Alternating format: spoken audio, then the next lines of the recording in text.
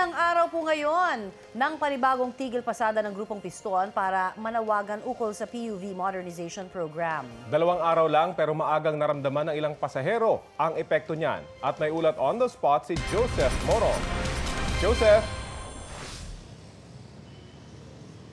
Rafi, Connie, nahirapan ngang sumakay ang ilang mga pasahero sa pagsimula ng 2 araw na tigil pasada ng Grupong Piston kontra sa PUV Modernization Program sa Philcoa sa bahagi ng Commonwealth Avenue sa Quezon City ay inaabot ng hanggang 1 oras ang pag-aabang ng masasakyang mga jeep ng ilang mga commuter kaninang umaga. Marami sa kanila, Rafi, Connie, ay yung mga papasok sa eskwela at saka sa trabaho kaya late na sila nung makausap natin sila. Dahil sa tigil pasada, may nakita rin tayo ng mga jeepney driver na hindi sana mamamasada pero napakiusapan ng traffic enforcer ng Quezon City LGU na kumuha na rin ng mga pasahero dahil nga sa dami ng mga nag-aabang ng mga jeepney kanina.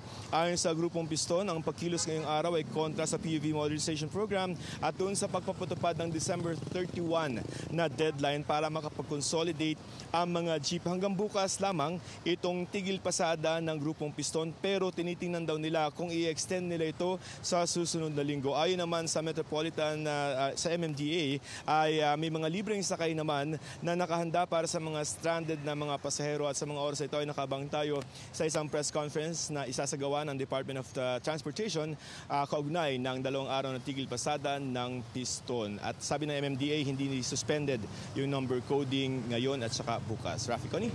Yes, kanina ay may mga nanghaharang na mga iba pang grupo doon sa mga nagmamasadang driver ng jeep. May mga nakita ka ba na nanghaharang din dyan sa lugar na yan kanina? Ang nakita natin dito, Connie, yung sasali sana sa tigil pasada. Sabi niya ay yun yung desisyon ng kanilang grupo. Pero ang nangyari, biglang nagsakayan yung mga nakaabang doon sa Philcoa. Pero sabi nga ng driver, hindi ako mamamasada today, so bumaba ulit. Doon na lang, napakiusapan na lamang ng traffic enforcer na kung hindi niya isasakay yung mga pasahero na nag-aabang kanina, ay pwede siyang matikitan kasi marami nakitang violation doon sa jeepney driver. So ang ending ay nagkasundo yung dalawa na sige, isang ikot, isasakay niya yung mga pasahero kanina na nag-aabang pero isang beses lang siya mamamasada ngayong araw, Connie. Sa area ng Pasig doon marami daw nanghaharang sa mga iba pang mga namamasadang jeep na ibang mga nagkikilos protesta. At ito ay bawal. Joseph, meron ba tayo nakikita ngayon na mga pulis na nakabantay para umasiste doon sa mga stranded nating pasahero? Dahil ang balita rin natin, mahigit sa 100 yung mga nandyan at talagang stranded pa rin. May iba't ibang spots kasi na binabantayan ito kung saan nagsasagawa ng kanilang kilos protesta yung Piston. Isa nga yung Pasig at yung kanina ay sa may Commonwealth, sa may UP. No? At ngayon ay nasa LTFRB na siguro yung grupo. Tungkol doon sa mga polis ng mga nagbabantay, ang kanina natin nakita ay mga empleyado ng LTFRB at saka yung local LGU na traffic enforcer para masiguro na maayos yung pila ng mga pasahero na nag-aabang ng mga masasakyan jeep ngayong araw, Connie. Maraming salamat, Joseph Morong. Update po tayo sa sitwasyon ng ilan pang pasaherong naapektuhan ng transport strike. At mula po sa Pasig, may ulat on the spot si Mark Makalalad ng Super Radio DZBB. Mark? Connie, uminit ang ulo ng ilang mga pasahero matapos mahirapan silang makasakay ng jeepney ngayong umaga. Naramdaman kasi nila ang epekto ng tigil pasada ng Grupong Piston. Sa Pasig Palengke, naipon ang mga pasahero pasado alas 7 ng umaga at naging mahaba ang pila. Mayroon kasing mga jeepney driver na nanghaharang sa mga jeepney na bumabiyahe. Batay sa pagtataya ng mga enforcer na nagmamando ng daloy ng trapiko sa lugar, nasa 100 na mga pasahero ang na-stranded. Dahil dito, pinagana ng Pasig LGU ang kanilang libreng sakay. Ayon sa Pasig LGU, isang 6x6 truck na may kapasidad na 40 pasahero at isang city bus na may kapasidad na 60 pasahero ang kanilang nagamit sa Pasig Mega Market. Habang 2 city buses naman ang nagamit ng para sa mga biyahe papuntang Quiapo. Dito mga miyembro ng Piston sa Pasig, dapat ibasura ang December 31 deadline para sa franchise consolidation. Marami pa kasi umanong mga tsuper ang hindi pa nakakapag-consolidate at posibleng mawalan ng kabuhayan. Connie? Maraming salamat, Mark Makalalad ng Super Radio DZBB. Hindi raw nakikita ng Department of Transportation na maapektuhan ang pampublikong transportasyon sa tigil pasada ng Grupong Piston ngayong araw hanggang bukas. Ayon kay Transportation Undersecretary TJ Batan sa panayam ng unang balita, matutugunan pa rin ng pampublikong transportasyon ang mga pangangailangan ng mga commuter. Una nang sinabi ng Pangulo na nasa 70% ng mga pampublikong sasakyan ay consolidated na alinsunod sa PUV Modernization Program. Muli namang nilinaw ni Batan na ang deadline sa December 31 ay para lang sa consolidation. Hindi raw ibig sabihin yan ay titigil na sa pagbiyahe ang mga driver ng traditional jeepney. By December 31, kailangan lang pong magsumite ng aplikasyon ng ating mga operators, drivers, at yan po ay magbibigay na sa kanila ng tuloy pong mag-operate ng 2 to 3 years gamit po ang kanilang traditional jeepneys at meron po sila lugit na 2 to 3 years para po mag-modernize into a modern jeep.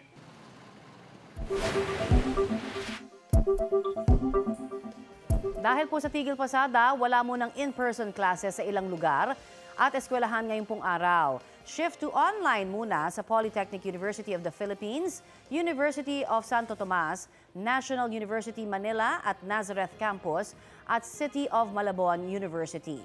Online classes din sa lahat ng antas sa mga pampubliko at pribadong paaralan sa Calamba, Santa Rosa at Binyan sa Laguna. Online din po muna ang klase sa mga pampublikong paaralan sa Cabuyao, Laguna.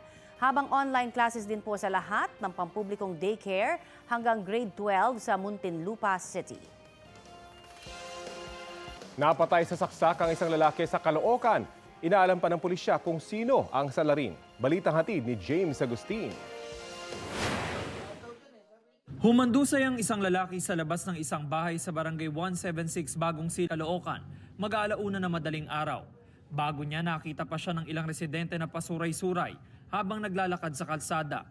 Si Aling Teresita nagising daw sa tahol ng aso. Nakita ko yung mama dyan, nag-iikot-ikot siya dyan sa may tapat ng bahay na yan. Tapos maya-maya tumakbo siya papasok doon sa loob paloob. Hindi ko maintindihan yung sigaw niya eh.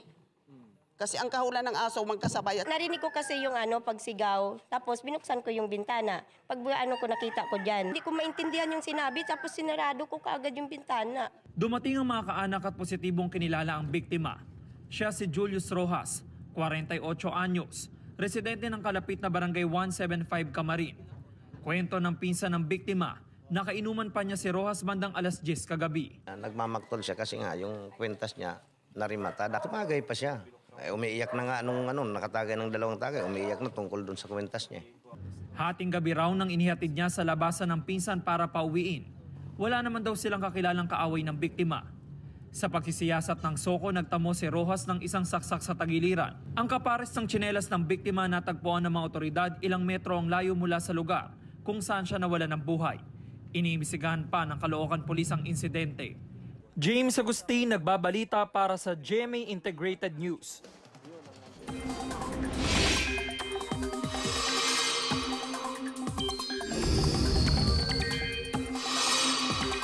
Mga kapuso, may low pressure area na binabantayan sa labas ng Philippine Area of Responsibility. Namataan po yan ang pag-asa 1,865 kilometers silangan ng southeastern Mindanao. Sa ngayon, mababa po ang tsansa ng nasabing LPA na maging isang bagyo pero posibleng pumasok sa PAR sa darating na Sabado. Unang araw po yan ng simbang gabi. Inaasahang lalapit ito sa Mindanao sa araw ng Linggo. Kaya dapat po maghanda sa dala po nitong ulan. Wala pang epekto ang LPA sa alinmang bahagi ng bansa ngayong araw. Hanging amihan ang umiiral sa buong Luzon habang easterlies ang nakakaapekto sa Visayas at Mindanao. Sa mga susunod na oras, uulanin ang ilang panig ng Central at Southern Luzon, Cagayan Valley Region, Apayao, Visayas at Mindanao base sa rainfall forecast ng Metro Weather. Mababa naman po ang tsansa ng ulan dito sa Metro Manila. Ngayong araw, nakapagtala po ang pag-asa ng 15.6 degrees Celsius na minimum temperature sa City of Pines, Baguio. 18.5 degrees Celsius sa Malaybalay, Bukidnon, 20.8 degrees Celsius sa Tanay, Rizal, 21.2 degrees Celsius naman ang minimum temperature ngayong araw sa Kasiguran, Aurora. Habang 25.1 degrees Celsius dito sa Quezon City. Mga kapuso, kung hindi ho magiging maulap o maulan sa inyong lugar, may chance ang ma-enjoy ninyo ang Geminid Meteor Shower. Ayon sa Pag-asa, bandang 3:00 po yan ng madaling araw bukas, inaasahang peak activities po ng Geminids. Hanggang 150 meteors ang maaari raw makita kada oras. Arestado ang 2 dayuhan sa nasangkot po sa black money scam. Ang modus na yan, alamin sa balitang hatid ni Bam Alegre. Ganito ang sample video na ipinapakita ng mga scammer sa kanilang bibiktimahin gamit ang modus na black money. Sandamakmak na dolyares pero may problema daw ang mga perang ito. May stain o mancha kaya kailangan dumaan sa isang proseso para pakinabangan.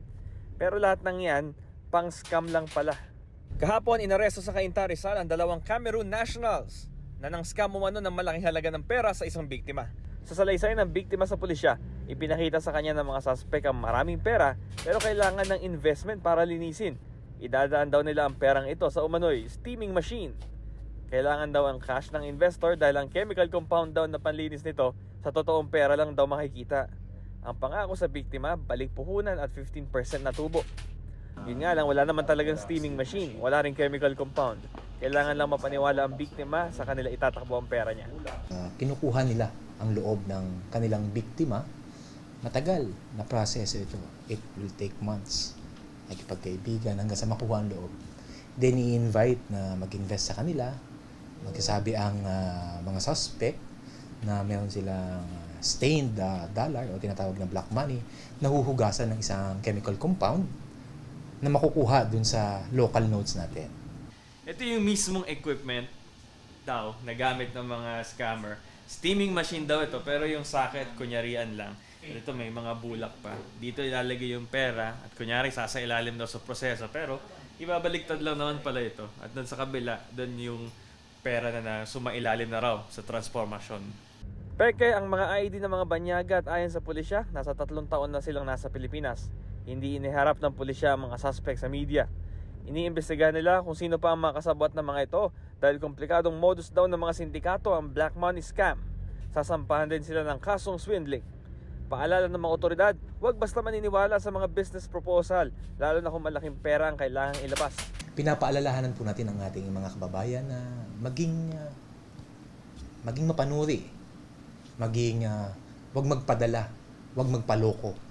Mahirap pong kitain ang pera, so iwasan po natin yung mga promising. Bam Alegre, nagbabalita para sa GMA Integrated News.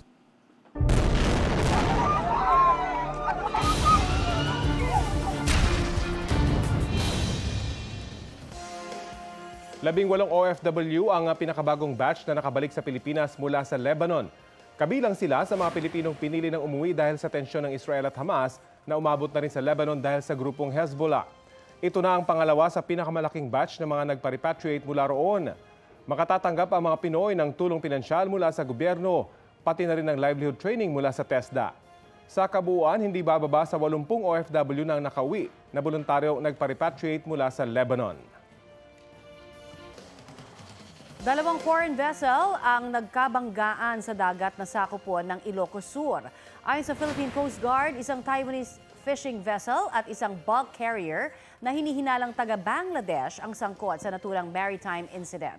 Nangyari raw ito bandang 9:00 ng gabi noong Martes. Nakikipag-ugnayan na raw ang Taiwan Coast Guard sa PCG Command Center para alalayan ang kanilang vessel.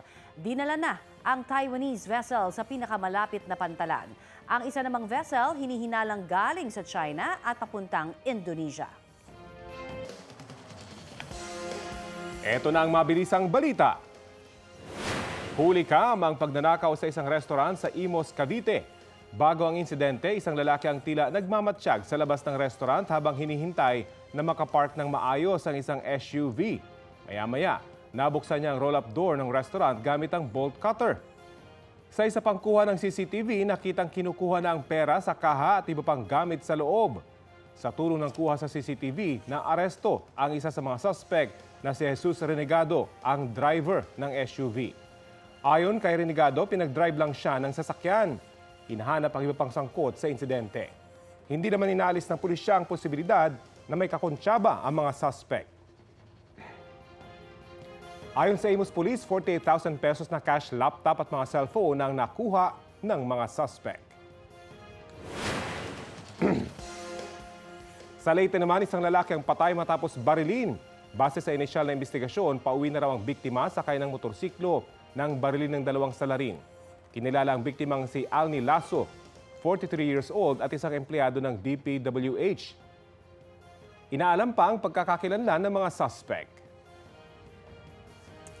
Dagdag singil sa tubig ang sasalubong po sa mga taga-Mega Manila sa bagong taon. Pinayagan na kasi ng MWSS na makapagtaas ng presyo ang dalawang water concessionaire. Balitang hatid ni Bernadette Reyes. Dadaloy na naman ang dagdag gasto sa water bill pagpasok ng Enero. Aprobado na kasi ng MWSS Regulatory Office ang dagdag singil na ilalaan sa mga proyektong magsisiguro raw ng tuloy-tuloy na serbisyo sa tubig. Sa mga customer na Maynila na kumukonsumo ng 10 cubic meters pababa, 4 pesos and 74 centavos ang dagdag sa babayarang bill kada buwan. Pwede yang umabot sa mahigit 200 piso kada buwan kung 30 cubic meters o higit ang konsumo. Depende rin sa konsumo ang dagdag singil ng Manila Water na pwedeng halos 3 piso kung 10 cubic meters pababa o 155 piso para sa 30 cubic meters pataas. Kasama na sa kwenta ang inflation. Kabilang sa mga proyektong pinaglalaanan ng ganyang tariff adjustment ang mga bagong source ng tubig tulad ng mga deep well, pati mga tubo para makapag-supply ang Manila Water sa Maynilad kung kailangan. Ngayong taon, gumastos ng mahigit 11 billion pesos ang Manila Water sa ganyan. Halos 17 billion pesos naman ang ginastos ng Maynilad. I'm asking the public for their understanding. Pag hindi po natin ginawa po itong tariff adjustment, ay baka magka-problema po tayo. Nauunawaan man, dagdag pa rin daw yan para sa sunod-sunod ng gastos ng mga consumer, lalo pagkatapos ng Kapaskuhan. Kakayanin din. Kasi kung mawalan din ng tubig, mahirap na yan. Kailangan din yan sa pang-araw-araw talaga. Kagat na lang tayo kasi kailangan namin ang tubig. Sa kabila ng magiging taas singil sa tubig, siniguro naman ng MWSS Regulatory Office na hindi magkakaproblema sa supply kahit pa maramdaman na natin ang epekto ng El Nino. We have planned already for it. That is why I can assure the public that there will be no water crisis in 2024. Bernadette Reyes, nababalita para sa GMA Integrated News. Eto naman, Rafi, ano yung mga traditional na Pinoy games na naalala mo nung bata ka? Nako, ako patintero. Ay, masarap naging yun. player ako noon. Talaga ba? Wow, muntik kaming umabot sa national. Ay, ganyan. Ako naman, piko. Magaling ako doon. Okay. Sa Samal Bataan, bitaw muna sa gadget ang ilang kabataan para sumali sa tinatawag nilang laro ng lahi. Game na game silang sumabak sa hampas palayok, hanapan ng piso sa harina, agawan ng panyo, sa craze, kadang-kadang, at pabitin. Ginagawa po yan minsan sa isang taon kasabay ng pista ni Santa Lucia na patron ng barangay. Nais daw ng Sangguniang Kabataan ng Santa Lucia na huwag malimutan ang mga tradisyonal na laro at paminsan-minsan namang makawala yung mga bata sa cellphone, computer at iba pang gadget. Sana gawin yan lahat, no? Oo nga. Arestado ang isang lalaki matapos matrap sa loob ng balak niya sanang nakawang pawn shop sa Cebu City. Sa report po ng Super Radio Cebu, makikita ang pagsuko ng suspect matapos ang negosasyon sa mga pulis at SWAT team. Natrap kasi siya sa loob ng sanglaang pinagtangkaan niyang nakawan. Ayon sa gwardya ng pawn shop, armado ng baril ang suspect na posibleng dumaan sa bubong o likuran ng sanglaan. Pinabalik sa China ang 180 illegal Chinese pogo workers ngayong araw. Ang mainit na balita hatid ni Salima Refran. Gwardyado ng Pasay SWAT at Aviation Security Group ang 180 illegal pogo workers na ide-deport pabalik sa China. Ginamitan sila ng cable ties bilang mga posas habang nakatrash bag ang ilan nilang gamit. Kasama sila sa mga nahuli ng mga otoridad sa ni-raid na scam hub sa Pasay na may prostitution den at torture chamber. Sila yung mga may hawak ng mga computers na dinatna natin dito sa Nasdaq. At yun nga, sila yung mga involved sa cryptocurrency scams, sa romance scams, sa love scams, sa task scams at iba pang online scams na kinasasangkutan ng ito nga ng establishment na ito.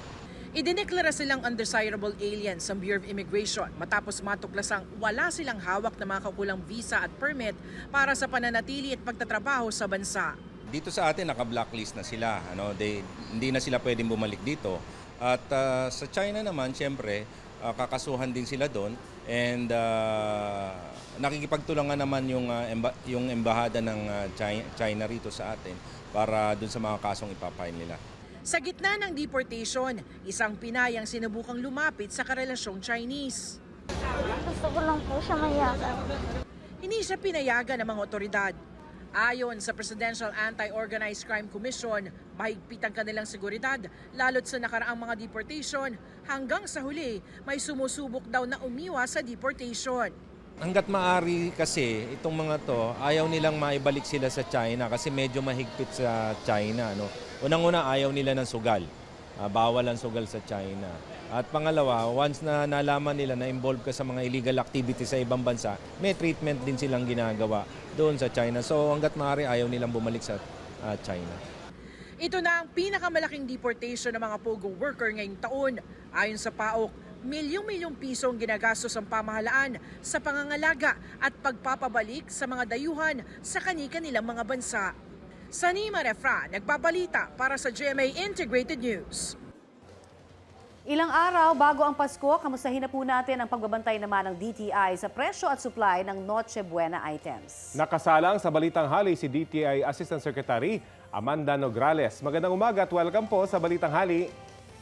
Magandang umaga po. Welcome at salamat po sa pag-imbita sa amin. Apo, kamusta po yung pagbabantay sa mga supermarket at iba pang pamilihan? Nasusunod po ba yung mga tinakdang SRP ng Noche Buena items?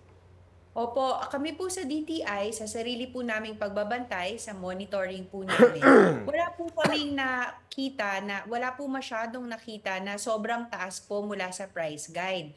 Gayunpaman, meron pong kalat-kalat na reports. Nung linggo po, may na-receive po kami sa DTI na may mga items po na nabebenta na mas mataas kaysa sa price guide. Kaya po, nung ika-Lunes po, sa sumunod na araw po, pinatawag na po namin ang mga manufacturers at ni-remind po namin sila sa commitment po nila na ang mga presyo dapat manatili hanggang December 31, 2023. Kami rin po, sumulat din po kami officially, formally sa mga manufacturers to remind them na may commitment sila sa amin sa DTI na manatili ang presyo. So, ang naging action po nila, chinek po nila ang mga retailers nila, ang assurance po nila sa amin as of yesterday, actually nung isang araw pa po, compliant na daw po sila sa price guide. Sa inyo pong monitoring, mataas na ba yung demand sa Noche Buena items? So far po, in terms of demand, hindi pa po ata nagpipick up kasi ang supply ay still the same pa rin po.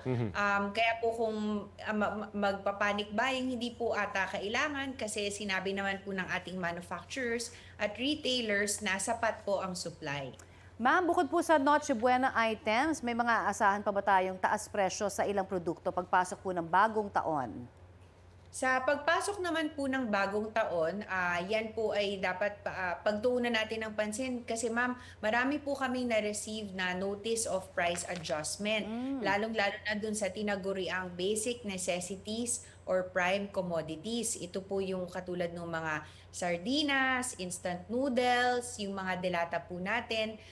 Yan po ay na-receive pa po namin earlier this year. So napigilan po ni Secretary Pascual sa masusing pakikipag-usap na wag muna sila magtaas for 2023. So for 2024, magsisimula na po kaming mag-release ng mga price adjustment kasi napakatagal na pong naipon sa amin sa DTI. So meron po tayong makikitang ilang produkto na matatamaan po na tataas po ang presyo. Alright, pero kung sakasakali man, saan po maaaring dumulog ang ating mga kababayan kung may mga reklamo sa mga binili po nilang mga produkto? Yes ma'am, ngayon po kasi holiday season, maraming pamimili. Pwede po nila kaming i-email sa DTI, consumercare@dti.gov.ph kung meron po silang gustong i-report or ireklamo sa mga hindi po sumusunod sa ating nilabas na price guide or kung meron silang mga produktong nabili na depektibo or yung mga peke po na items, lahat po yan pwede po naming gawan po ng paraan, solusyonan at ipag-usap po ang mga seller and buyer dito po sa DTI. Alright, marami pong salamat, DTI Assistant Secretary Amanda Nograles.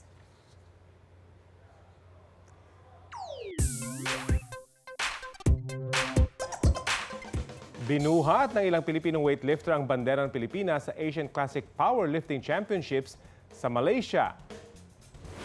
Gold medalist sa deadlift at total sa men's 59 kg junior category si Alexi Lawrence Agabon.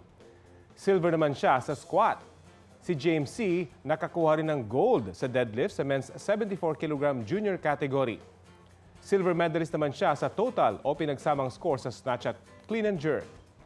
Silver medalist din si Jason Galuran sa men's 93 kg junior category. Tatagal ang event hanggang December 18.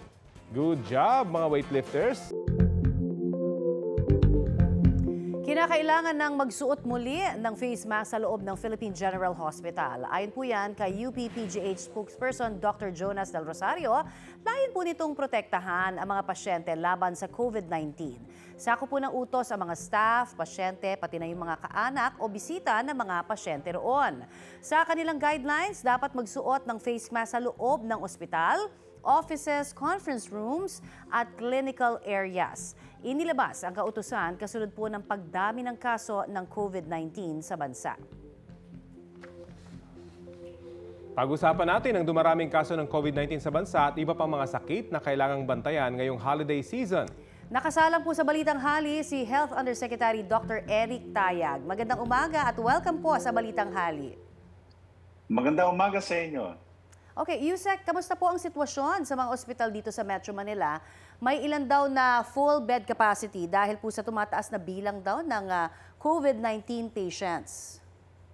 Una muna, sa December 2 hanggang December 11, nagtala po at nireport na ng Kagawaran ng Kalusugan na umabot na po sa 1,810 na mga bagong kaso ng COVID.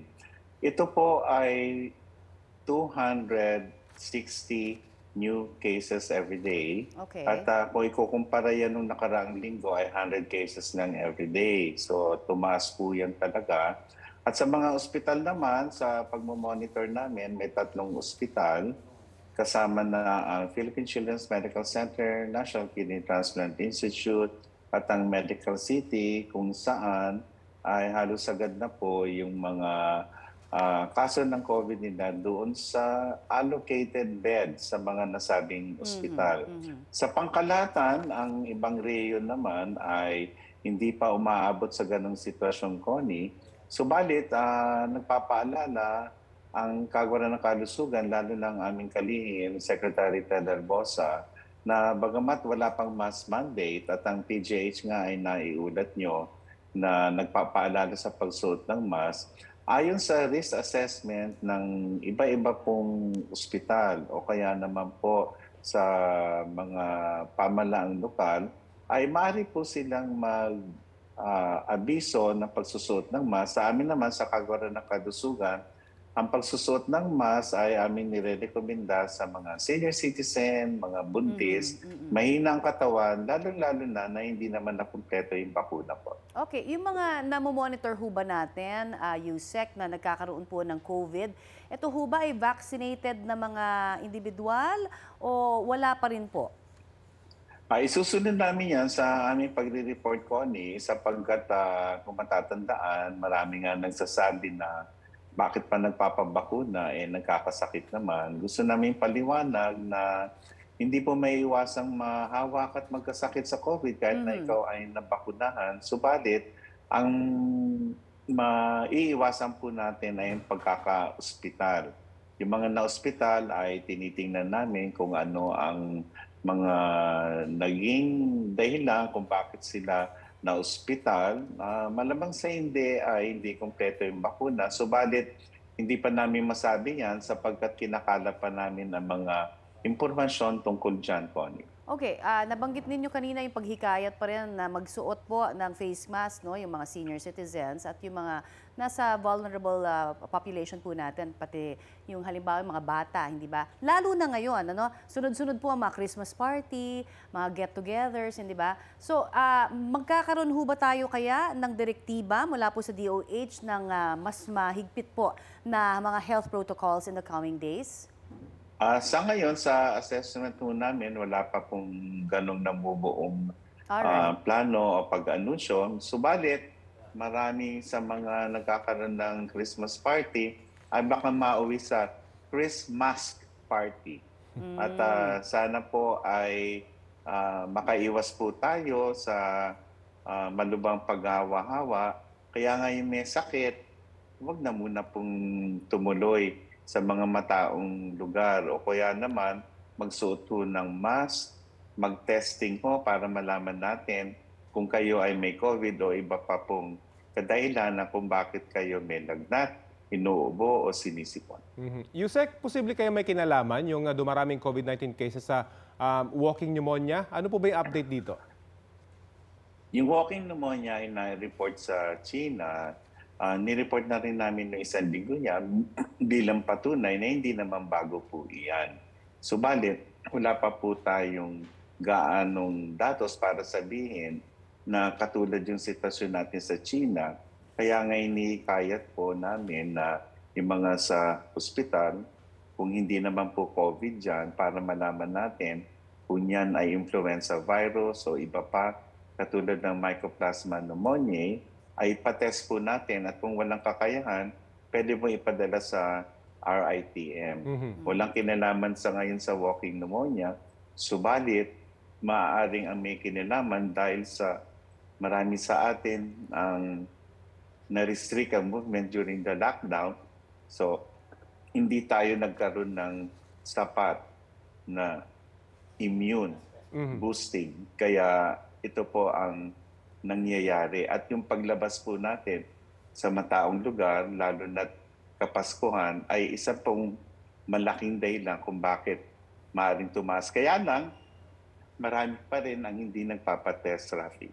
Opo. Yusek, bakit to kaya tumatagal bago makarecover isang pasyente na nagkakaubot ng kaso ngayong amihan? Maraming ganyang kaso eh.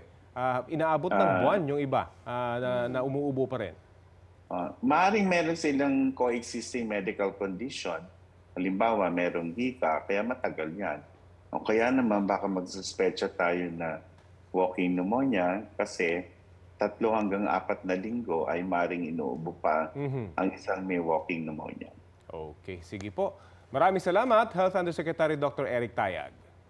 Maraming salamat. Ingat po tayo parati. Maaga pa lamang, marami na hong fans ang naghihintay sa Philippine Arena para sa Asia Artist Awards. Update po tayo sa trapiko roon sa ulat on the spot ni Ian Cruz. Ian? Yes, Connie, ang magandang balita hanggang sa mga sandaling ito ay mabilis pa rin ang daloy ng trapiko sa North Luzon Expressway o NLEX. Kahit nga ilang oras na lamang ay magsisimula na itong Asia Artist Awards dito sa Philippine Arena sa Bukawi sa Bulacan.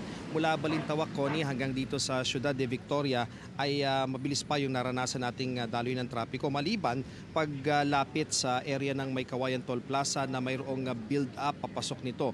Pero hindi naman ito lubos na naapektuhan ang buong northbound ng NLEX. Tulad noong nakaraang FIBA World Cup, nasa expressway ang mga taga-NLEX at may tao rin sila sa parking nitong Philippine Arena para nga sa mabilis na daloy ng trapiko.